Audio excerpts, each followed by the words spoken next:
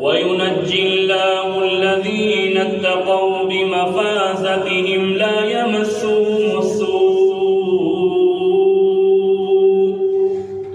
يمسهم السوء ولا هم يحزنون. الله خالق كل شيء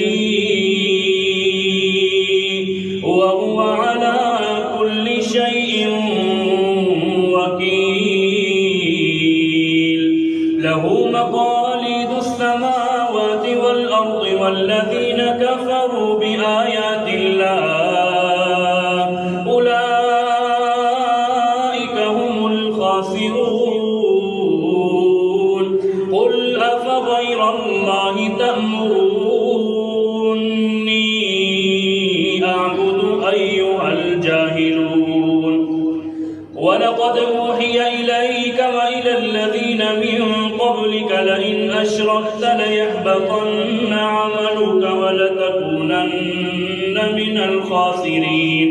بل الله فاعبد وكن من الشاكرين. وما قدر الله حق قدره والأرض جميعا قبضته يوم القيامة والسماوات مطويات بيمينه سبحانه